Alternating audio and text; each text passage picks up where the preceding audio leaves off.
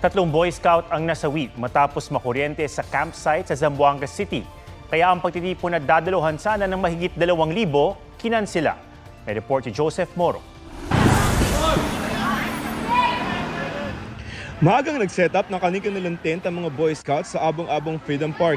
Unang araw ngayon ng Zamboanga City Council Jamboree.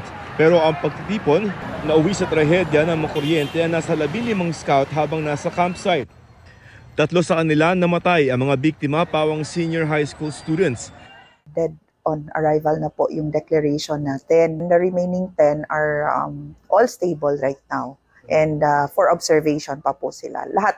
Ayon sa kapitan ng barangay, pinagtutulungan ng mga scout na ilipat ang isang tent nang mangyari ang insidente. Itong live wire na ito, tapos dinala sila itong tent, bumangga, nagkuryente sila nito. 12 isinugod sa ospital, 9 sa kanila nagtamo ng matinding sugat. Dahil sa nangyari, kinansela ng aktibidad at pinauwi ang mahigit 2,000 Boy Scouts.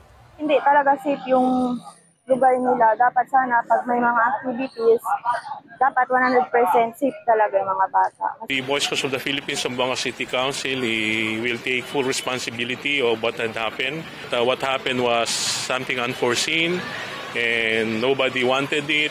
Bumuo na ng task group ang Zamboanga LGU para mag-imbestiga. Pero paano nga ba maging laging handa sakaling may makuryente?